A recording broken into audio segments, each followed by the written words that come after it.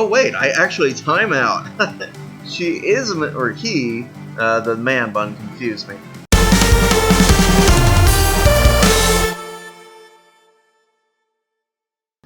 Hey everybody, this is Stewart, and with Valentine's Day right around the corner, I thought we'd start the channel off right with a love story in Stellaris. That's right, we're playing as the United Nations of Earth, and we're doing what I like to call the Xeno Compatibility Challenge. So what is Xeno Compatibility? Well, if you're new to Stellaris, I'm going to go ahead and show you right now. It'll be faster if we do that. Boom. Xeno Compatibility, it's an extension perk. It boosts immigration pull and population growth to huge amounts, but it will also allow you to hybridize and make half species with other species. So, what is our goal? The challenge is, as Earth, we are going to have the maximum number of crossbreeds that we possibly can. Now, in this galaxy, it's a medium-sized galaxy. Spiral arm. I also have crisis strength of 25, so that'll be interesting to say the least. We'll see if we can survive that. I doubt it, but why not try, right? Why not try? And anyway, so I've populated this with some pre-made species, and there are 15 in total that we can actually crossbreed with. Now, there are actually 18 total species, I believe. It might be more, but there are only 15 that we can cross with, and that's because compatibility. If you are an organic species like humans, you can only crossbreed with other organic species. You can't hybridize with a robot for obvious reasons, and it also doesn't work for lithoids, and there are a couple lithoid civilizations out there. But for the most part, we are definitely going to endeavor to seduce those beautiful alien sphinxes that are out there. 15 in total.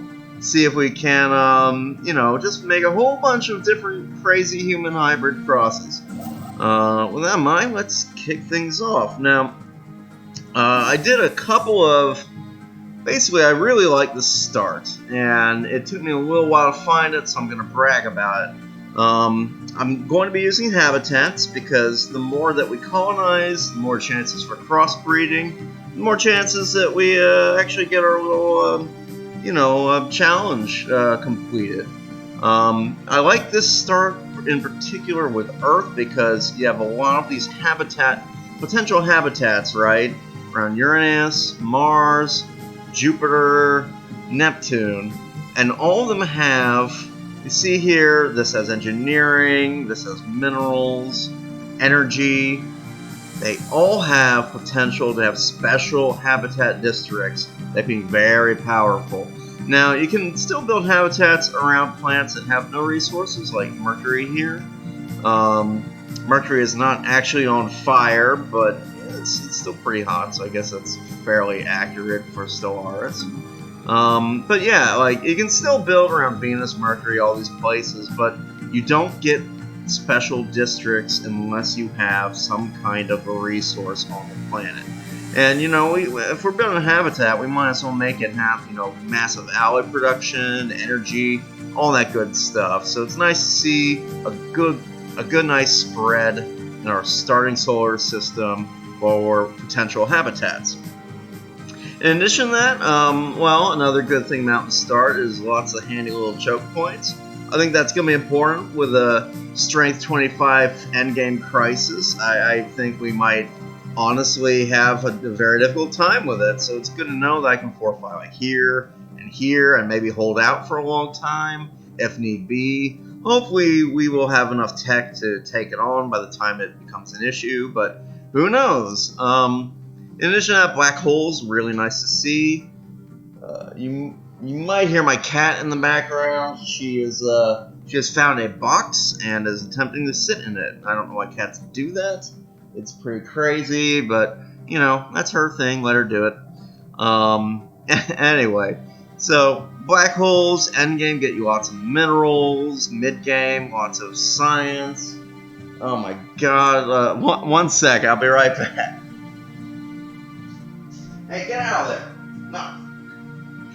Meow, meow, meow, meow.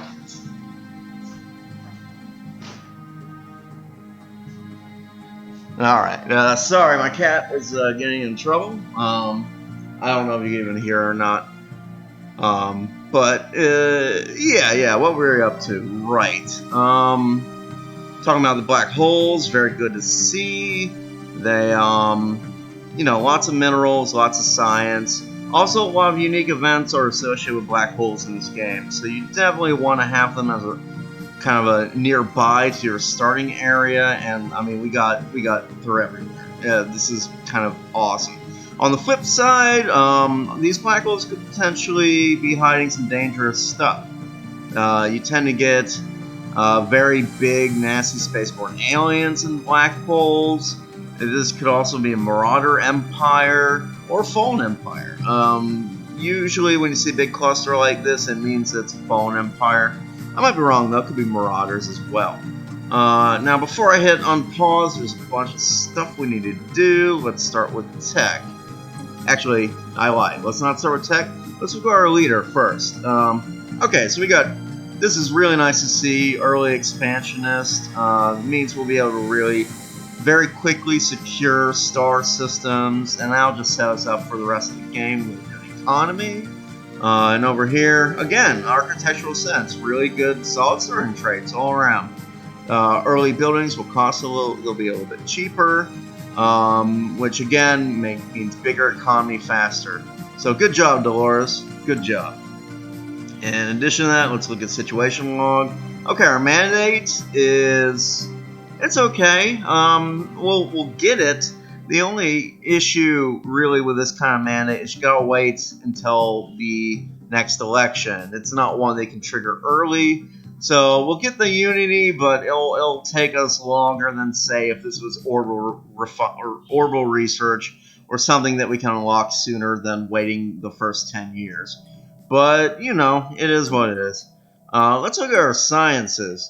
So, let's see. Oh, that's good. I really like to see biology as my starting expertise.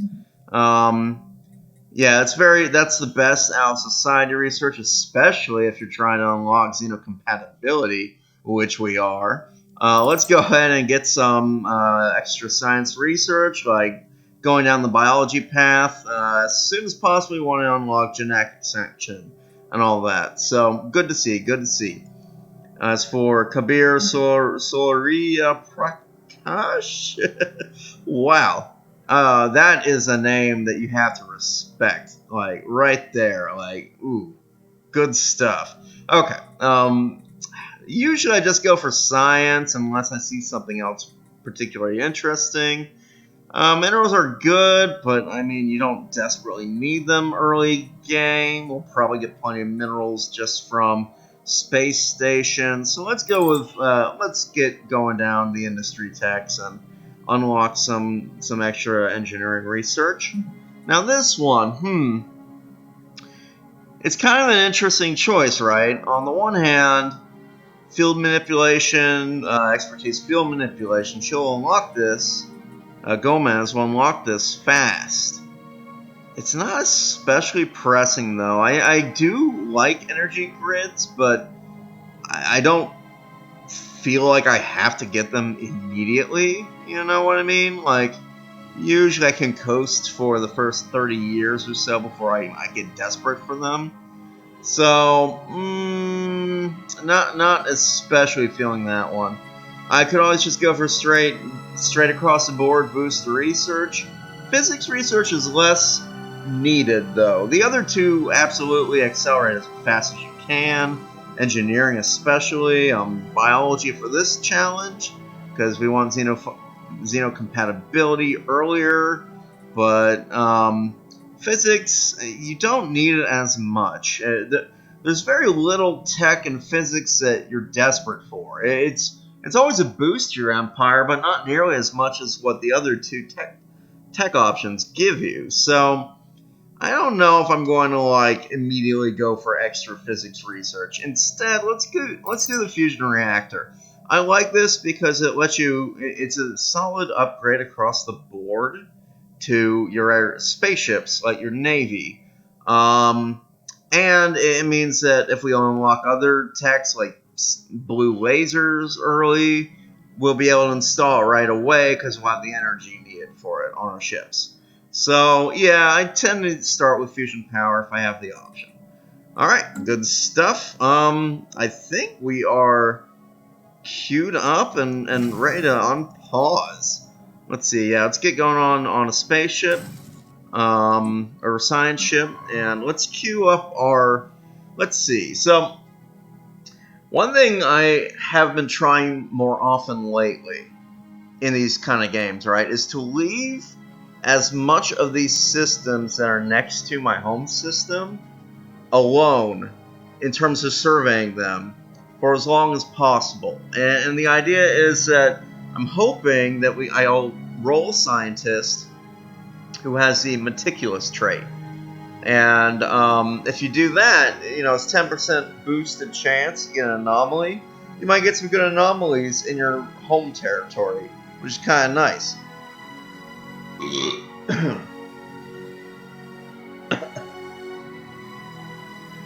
Sorry about that.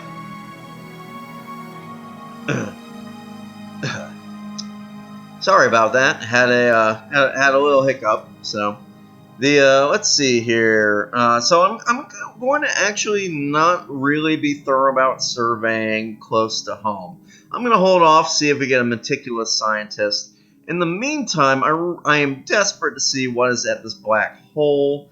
So I'm actually going to just explore the system, and then I will, let's see, 1, 2, 3, 4. So these stars are in our core sector, our Earth sector. So, all right, yeah, explore there and explore here. I'm going to start scanning stuff that's beyond the core sector first.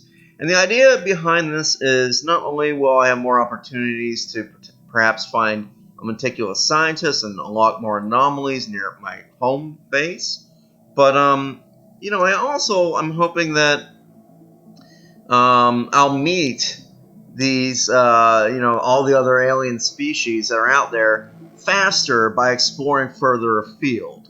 And that way I'll have a better idea of, okay, if there's nobody up here, then I can expand in this direction. If it's crowded up here, then I'll have to think about going down this way. It just kind of gives me more.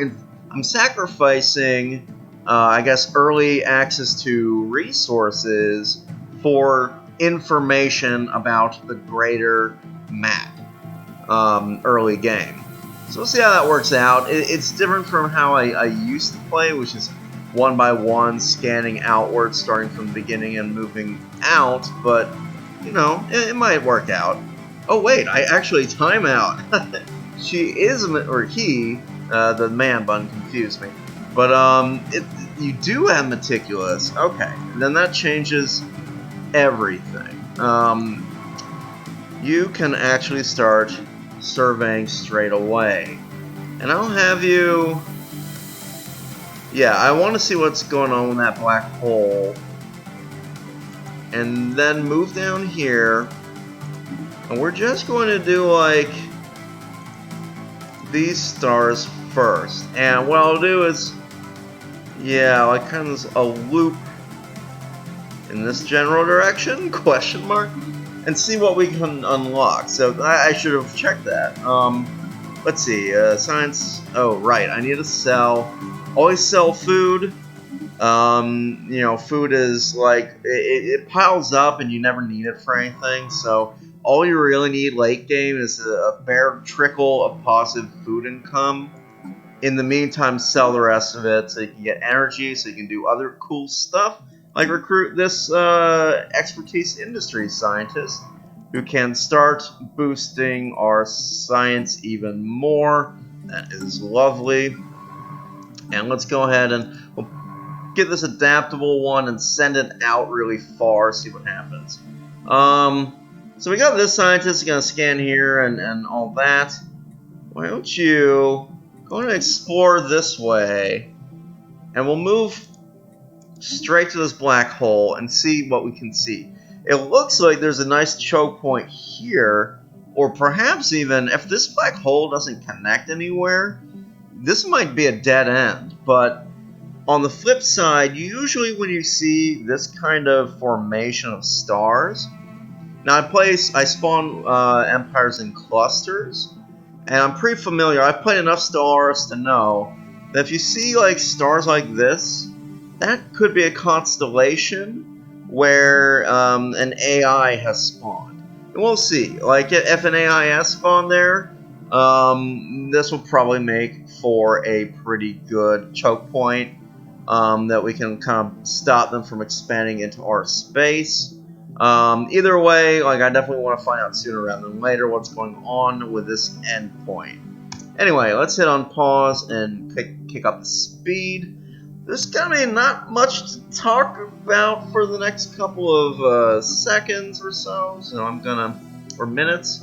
Just early game, you're scanning. Once you got all your like stuff queued up, you can kind of just let it go as fast as possible. Trying to get to the point where you met alien empires or unlocked, some anomalies and stuff. Now, one thing I will mention is I'm really hoping that our precursor is not the Xeroni. And the only reason for that, because the Xeroni is actually an excellent precursor. Like, normal games I'm doing just for fun, absolutely, I want to see that Xeroni. It's good stuff, but no Xeroni this run, and we will have to do a restart if we see a Xeroni. The reason why, and it's a pretty simple reason, is I'm planning to do another Let's Play in the future. We'll leave that kind of open. For now, we're focusing on this run, but I would love to do a run of Psychic Ascension. If we go over here, if you're new to Stellaris, I'm jumping around and explaining advanced concepts. I figure at this point, you probably most channels have like good intro tutorials, but I definitely want to over-explain everything. So I'll definitely go into a lot of detail about why I'm making decisions, the idea behind it, like all that. But I'll also be doing a lot of jumping around early game. I'll try to make this beginner friendly, and explain some of the concepts as I go. But if I jump into something, I'm kind of assuming folks would have a little bit of knowledge before watching this playthrough, because I mean, it's 2021. Stellaris is what, like 5-6 years old at this point, probably older. So I assume most people watching the Stellaris playthrough, they know what is going on with the base game. But just in case you need to get caught up to speed, your Ascension perks, or maybe you're on console and you just I have like new stuff, right? Ascension perks are things you unlock with Unity, their tradition bonuses. We are going for Evolutionary Mastery. It's the only way that we can make hive minds into alien waifus, because you need, if you want Xeno Compatibility with a hive mind, you have to be able to genetically engineer the hive mind away. And you do that with Evolutionary Mastery. So this is the perk we're going for. It's why I'm so focused on biology research in this. And hopefully we can get this very fast. We'll see what happens. The other thing I want to talk about... I know I jumped in here for a reason. Alright, yeah. I will be doing a Transcendence playthrough. And that's why I don't want to get the Xeroni now, because like it's probably madness, but I'm going to attempt to do Spiritualist Empire playthrough with the Xeroni precursor. I'm sure it's going to involve a couple hours worth of resetting and respawning, but I'm going to do that for you guys, so look forward to it. In the near future-ish.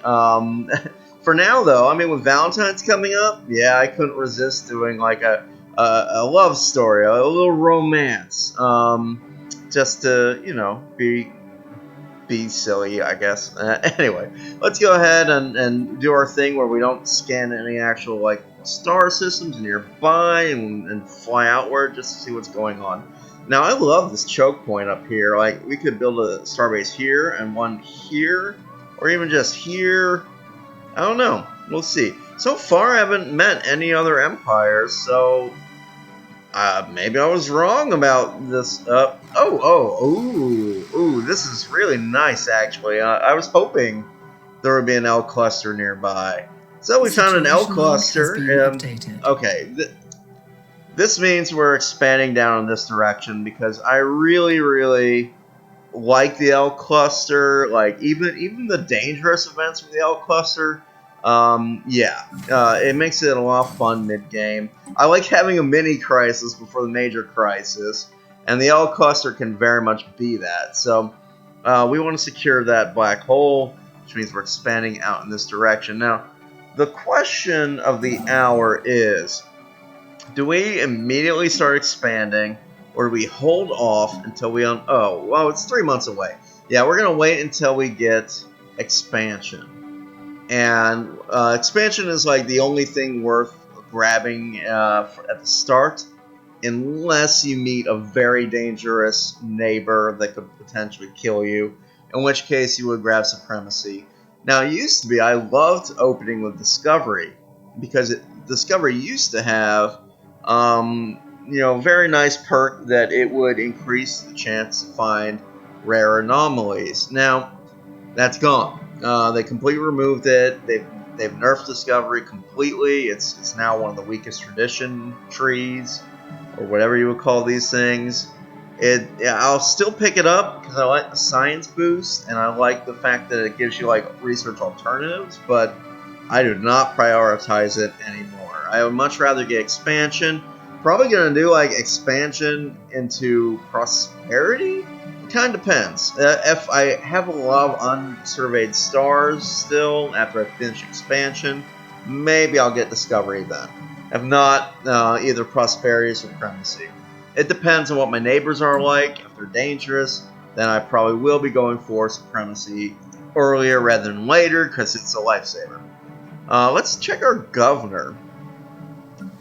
Well, I mean, I'm glad that they reduced the upkeep on governors that have eager, but eager is the worst starting trait. The leader cost thing only happens one time, and obviously, if you already have, if you've already hired the leader, then you just aren't going to get any. You don't get that advantage. See, this discount only happens if you recruit the leader, so that kind of sucks for a governor to have, but. C'est la vie. Everything can't be great at a start. Let's see here. We'll pick up Statecraft. Statecraft is alright. We actually do need the unlock genetic extension because you need, I believe it's planetary capitals tech to unlock the more advanced genetic engineering options. So you need this guy if you want to do the genetic playthrough. In terms of where we're sending him, let's see, what are you up to? You just got to here. Let's see. Now, I'm going to count these star systems. 1, 2, 3, 4. 1, 2, 3, 4. Okay, so this right here is the edge of Earth sector. If you look over here, sectors start from the capital and count out 4 star systems. So we'll leave these for our meticulous scientists to research. In the meantime, why don't you go down here, we'll survey this, and then we'll move down here. Hopefully we'll meet some more alien empires fairly soon. The idea behind this is, this could be a potential choke point because it's a pulsar. Pulsars have special defensive boosts. And there's another black hole down here, and it's good to explore black holes early. As for this one, same deal. I'm going to send you here, and then go to this triple star system. Triple star systems, again, have more potential for, because stars can have, little energy credits and stuff. Triple star systems tend to have more resources than, say, a single star system. In addition, okay, you've gone all the way down here. I am going to send you I'm going to start doing surveys of everything, and I want you to go down this way. The idea is, I still think there might be an empire around here because of these black holes. There could be marauders or fallen empire, and I'd like to know sooner rather than later if it's a marauder empire or an aggressive fallen empire. Then this means this section of space is cut off, and I don't need to send more things down here to scan. So, I'll talk a lot about how I determine my process of where I predict where we might meet empires and stuff. And it's just based on my knowledge of this game from playing a lot. Now, we haven't met any dangerous empires. That doesn't guarantee that there isn't something like here or down here, but for now, I think expansion is a safe bet. We'll grab it. If we have to, we'll pick up supremacy next, but if we don't meet any angry empires, then we can stick with just, going for discovery or prosperity after that. Okay, unpause. Let's let the game actually run a bit. Let's see what events pop, all that good stuff. Now, I'm going to do a little bit of a risky move here. I'm not going to build straight away. I'm going to wait and unlock. System survey completed. Okay, very good, very good. I'm going to wait and unlock this one here because I want cheaper influence costs on all my star bases. Now, it's going to stack with this, which is really awesome. 120, I'll actually research that, sure. Since I'm waiting for the next perk anyway. Let's see, we are ready to build our first building, alloys. I always go alloys for the start because it's just the safest bet. And I will also continue to crank out these science ships. The more scanning you do early, the better. Okay, so it said unidentified empire. That means that it is not a real empire, but a okay. Good job, good job. Yeah, it's an enclave, so that's nice to see. As a xenophile, we'll benefit from incorporating an enclave into our territory. And it's actually 1, 2, 3, 4, just outside of our main sector, but it's not that hard for us to expand out to say here. I don't want to grow too big too fast. There's no reason in particular not to expand as far as you can. I just thought it'd be kind of an interesting little additional challenge to see if we can stay kind of small and still what am I trying to say? But yeah, anyway, just as an additional challenge, I was thinking, let's try to stay small. It'd be a little bit interesting if we can, say, get most of our Xeno Compatibility alien brides through immigration. And in fact, I decided for this challenge I'm not going to buy slaves off the market. We'll see,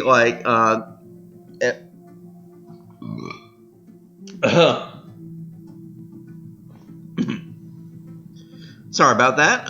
Had a little bit of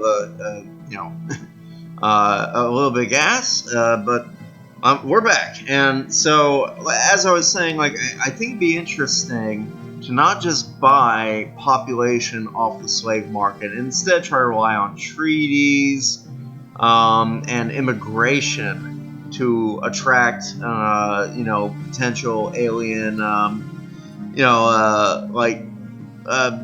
whatever you call it, aliens to Xeno Compatibility with.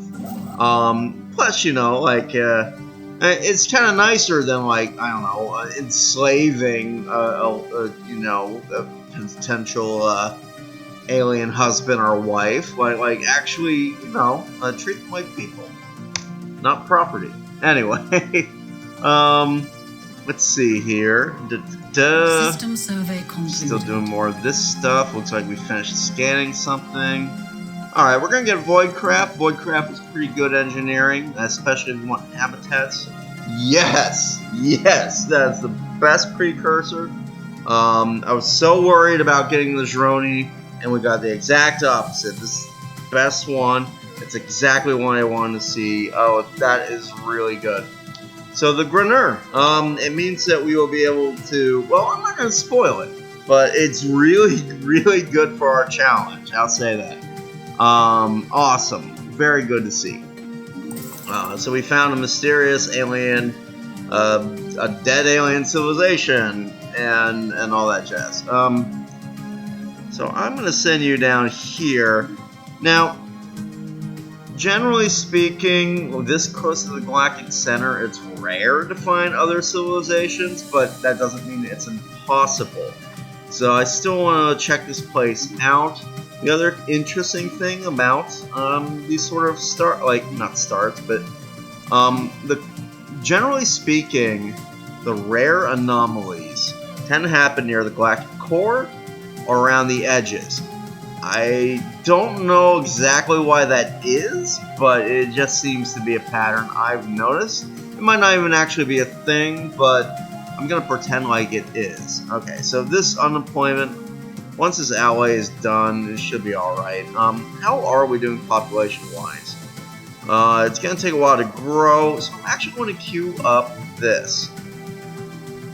Here, sprawling slums. We do this and we get an extra pop and clear out a district. It's definitely, you want to do this as early as possible for that boost to pop. Anyway, unpause. I will be pausing constantly.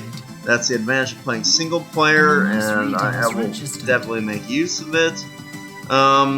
Okay, this is good. I'm thinking we expand our empire to here.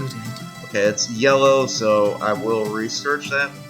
The reason why is, this planet could be a good fortress world, and this is also a good place to build a fort, a starport type fort, or bastion or whatever. Okay, yep, we've met Zuracorp, as expected, an enclave. Not the best enclave in the universe, but you know what? Enclave is enclave. It'll please the Xenophile faction if we incorporate them. So, yay. Okay, yeah, I don't know why you would turn out that event in particular. Okay, all this stuff is coming in now because we're playing on really fast speed.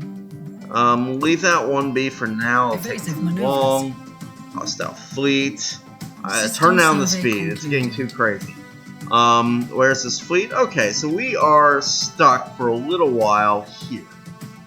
Which kind of, and it has advantages and disadvantages. It means that obviously we won't have to worry too much about what's going on over here. We can focus our expansion in other directions. On the flip side, 900, that won't take too long to get a fleet power of 900 or 1,000. So this isn't going to be, a mid-get to late game barrier. So you gotta keep that in mind and be prepared to deal with it in the future. I'll go ahead and research it. I'm talking so much I haven't been paying attention to my science ship production. I'm going to build out 7 science ships. I feel like that's a pretty good number. Maybe I'm wrong about that, but it seems right. Alright, let's boost. Okay, I love to do Autocapon monuments. Now, I'm not at all sure if this is a good move early on, but I like the boost to society research, but I especially like getting a lot of unity early on, just to unlock these delicious traditions faster. The sooner we can get, say, a new life, or the colony development, or the additional districts, the better. And I feel like it's an early game, it's a pretty big advantage. Mid-game, it means nothing. Like, we'll probably swap that building out for a science lab mid-game. But in the meantime, it's all good. Here, we've already accumulated a ton of food. So I'm going to add a monthly trade. The idea is that every month this resets. Like here, I'll show you. If I if I sell some food, see how the price dipped to 69? But then if I wait a tick, it'll go back up. I don't want to sit here and click over and over again. Okay, we found the thing. Ooh, another hostile, huh? Okay. I don't want to do that over and over again until I get back down to 0. So I'm just going to add a monthly trade. This will sell some food, and if you control click, no, sorry, shift click, then okay.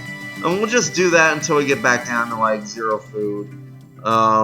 And go ahead and add that just to build up our energy. We don't need a big build of food, so that works out for us. Okay, so we're cut off here. We got this one already kind of scanning around. This also, does this continue? Okay, that does continue. So I'll send you, why don't you, well, okay, we'll survey like this, because this will hit the most stars. Alright, and just boom, boom, boom. Cool.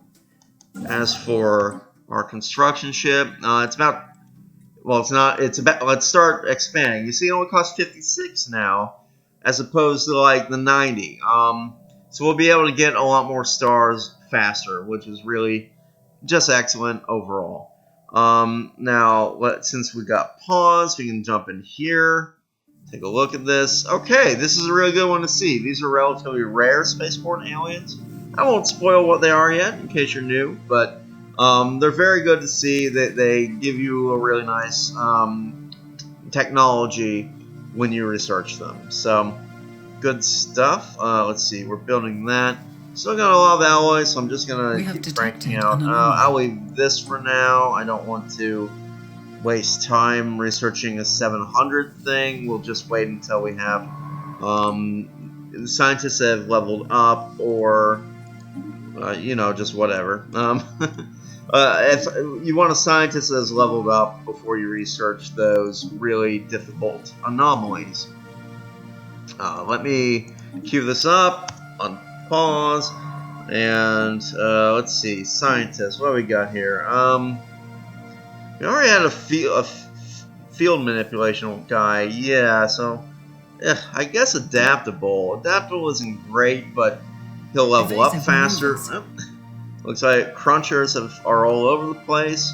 Hopefully, we'll be able to like see what's going on with these black holes. It might be that this is cut off by the crunchers as well. If there's one here or here, then we're stuck. Let's see, and that would be tough because the more aliens we meet, the more better, right? Like we're trying to, yeah, we're trying to get lucky here. Let's see.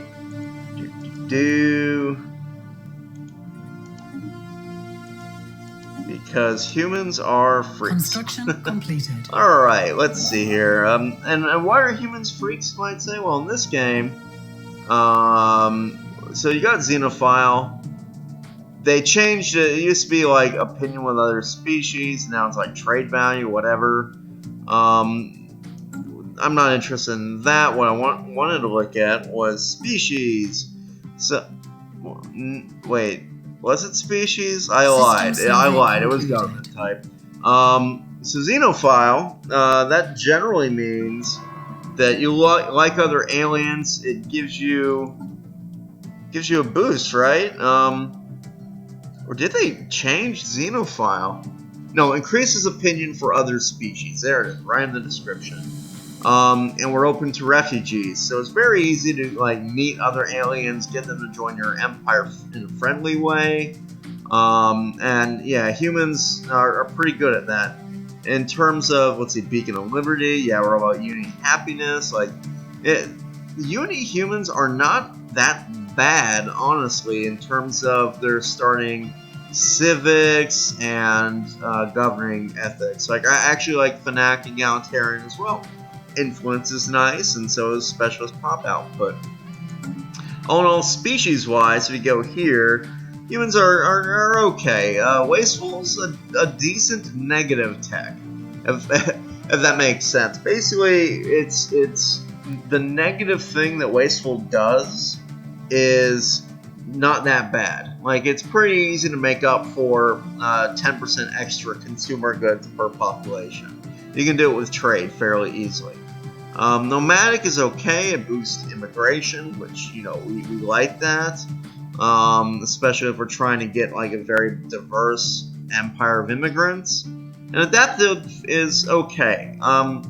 It's kind of useless now because we got the Greneur, but you know, it's a pretty adaptive. Essentially means that your citizen happiness can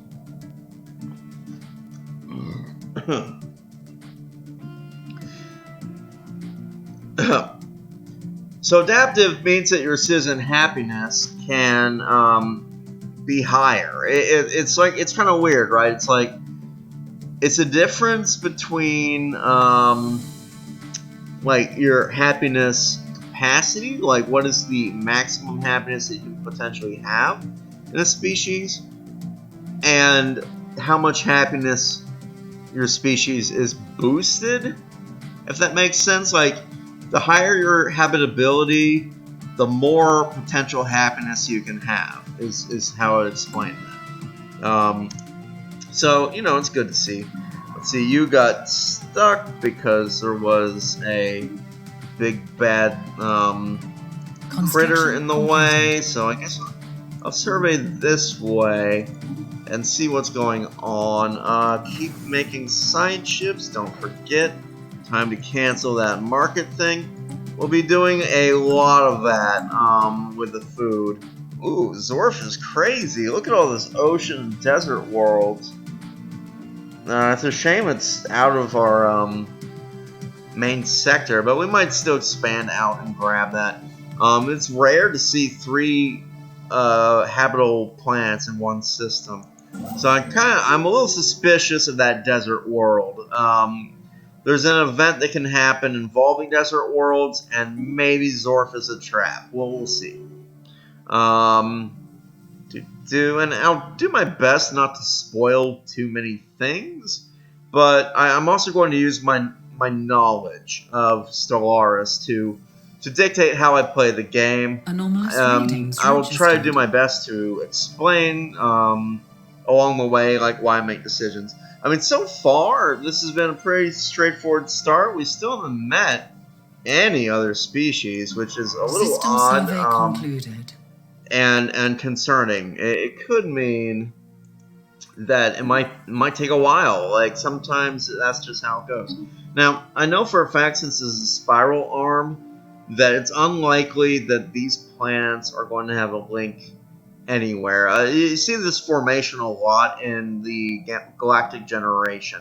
Basically, it goes from, you know, like a little string of stars that just goes down. Now, sometimes they'll have a branch, but usually you don't. So I think it's fairly safe to leave these stars for later.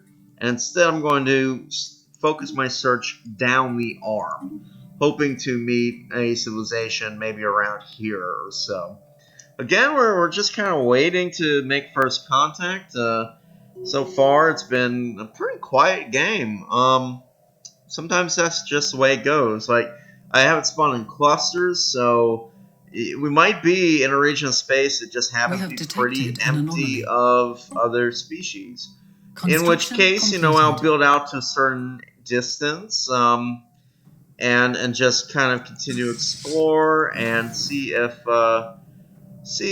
when we meet aliens and all that stuff. But I might fast forward if no big events are popping up, just because, you know, it could take a little while. Like, and there's no point in really waiting and waiting for stuff to happen while we go and explore. I will explain this. So, starbase upkeep, we don't have enough starbases yet for that to matter. Same with this, we don't have enough systems. This actually is a very small bonus. So yeah, we're going for colonization fever, down into a new life, because I want the pop growth speed. We are all about pop growth. Pop growth is our thing. That's what our whole playthrough is going to be about. I'm actually going to recruit another biology expert. Just in case something happens to the other one, we will continue to keep the biology expertise going if one of them gets killed by a random event. Now, We haven't met any aliens, and I don't think we will for a little while, so I'm not worried about our fleet size. In fact, I'm not going to build any fleet for a long time. I would get this if I felt like we had an aggressive neighbor. I don't think we do, so I'm going to leave it for now. Corvette patterns is good early game. You always are going to be building more and more Corvettes. They die so fast, and you need to have them. They are very good throughout the whole game in terms of their evasion and just kind of being a nuisance to bigger ships. So this is a pretty good tech, and the earlier you get it, the more it'll pay off. Afterburners, you get this for if you have a it does give you some evasion, but it's really if you have a big sprawling empire. I'm going to try to stay small, so I'm not really feeling pressed to get afterburners. I guess for now we'll just focus on boosting our jobs. I'm probably going to skip robots, and this leads to the robotic path. Why would I skip robots? In a normal game, I would absolutely grab robots straight away. They are incredibly potent in terms of building up your population early, and your economy thrives with robots. But the issue is, this playthrough is about having organic populations. And if we fill up our job slots, like if you go here, under population, we have no migration right now, but you see free jobs affects migration. And if we fill up all of our job slots by building robots to do like all the farming and mining jobs, we're not going to have that boost to migration that having free jobs would give you. At least not until mid-game, when we can start building you can monopolize and habitats.